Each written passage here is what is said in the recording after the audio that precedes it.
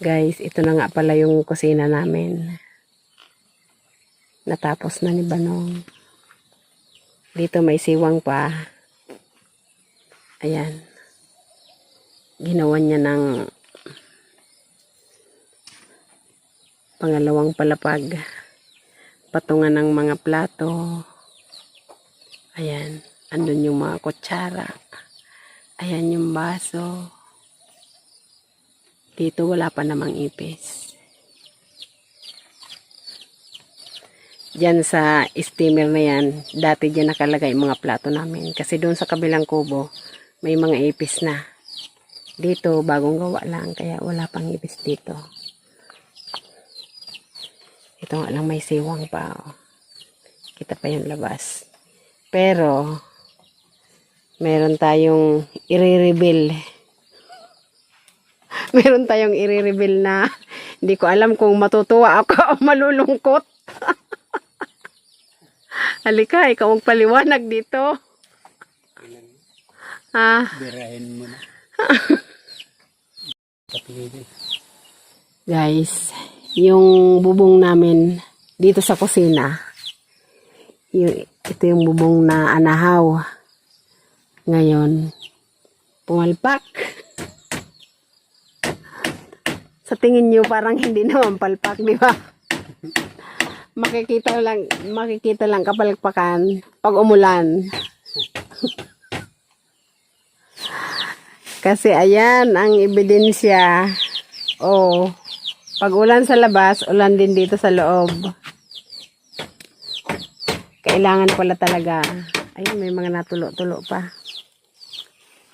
Ayun, kailangan pala talaga. Pag anahaw ang bubong, kailangan bulusok talaga. Kasi pag hindi, bumabalik yung ulan, yung tubig. Ang daloy ng tubig, papasok tuloy, pabalik. Ang daloy ng tubig, pabalik. Ngayon, yun ang nangyari. Pabalik ang daloy ng tubig. Ayan o, kitang-kita ito, basa o. Diyan nadalo yung tubig. O, pabalik. Ayan. Kulang sa bulusok yung... Oo, kulang sa bulusok yung anahaw. Bumalik yung tubig. Ayan, basa yung ginawang bubong ni Rudy.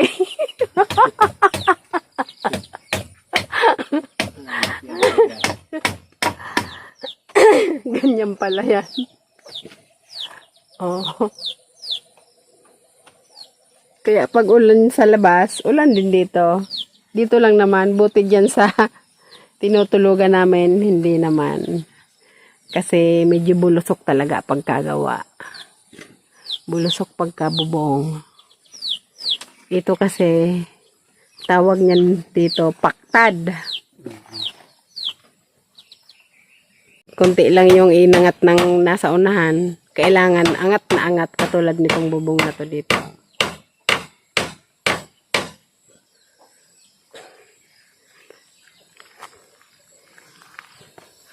Matututo ka talaga pag nagkamali ka. Pinatungan niya na. Pinabigatan niya na para lumapat yung dahon. Pero ganun pa rin. Ayan o. Nilagyan niya na ng mga pabigat. Ayun. May mga pabigat na pero tumulo pa rin. Dapat pala talaga bulusok na bulusok. Sayang. Magre-repair niyan pero matagal pa. Uunahin muna yung trabaho sa bukid bago yung pag-repair ng bubong. Kaya namang pagtiisan yan. Importante yung tulugan, hindi natulo. Yun ang masaklap na revelasyon. Ay, okay lang sa akin nako. Nailaga naman yung May ilagan pa yung tulo. Nung hindi ko pa dinaganan yan, talagang akala mo, inipon lang dyan sa taas, tapos ibinagsak. Ngayon, kasi ang anahaw, ang ano yan, pag hindi ganong bulusok yung Pagkabubong. pagkabubong mo, pag bago pa ang anahaw, yung mga dulo niyan, kasi biyak-biyak ang dulo niyan eh, titikwas yan, titikwas. E ngayon, tulad nito, kulang ang bulusok, yung tubig niya doon, babalik talaga dahil nakatikwas yan, para buhok na kulang sa Dry. supply. Tulad ng buhok ko. Tulad ng buhok ko. Kaya, pag tag-araw, titikwas yan. Pag ulan, tag-ulan, medyo lalaylay siya, lalapat. Pero konti lang. Pero, kaya nung dinaganan ko siya, medyo nakontrol na yung tagas niya. May isang opsyon yan, parang lalagyan ko ulit siya ng mabiniyak na kawayan na ano, parang ginawang yung mga Pinaikis-ikis. idadagan ko dyan para lumapat yung anahaw. Yun ang At solusyon. dadaganan ko siya ng mabigat para lapat na siya. Yun ang option pa niya. Pero saka na, mailagan naman yung tulo niya. Hindi nagaan ng tulad nung una. Nung hindi ko pa nadaganan, talagang parang salaan eh. Pagkatanim ko na sa bukid, si tag-ulan na eh. Gagawin ko siya. Pangit yung tumutulo, bagong-bago, tulo. Kaya masila ng anahaw pag hindi mo talaga nakuha yung... Kaya ang iba nito, tirik na tirik talaga magbubong. Yun ang the best ng anahaw. Yung gusto nila. Ano to? Ano nga, minsan naalala ko, matagal pa naman itong mabulok. Kaya, sayang nga lang, tumulo.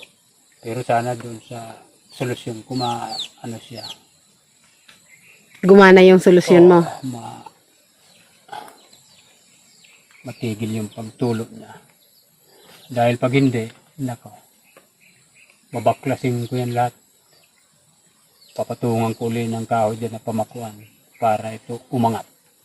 Yan ang second option. Sana doon sa una madami. Okay.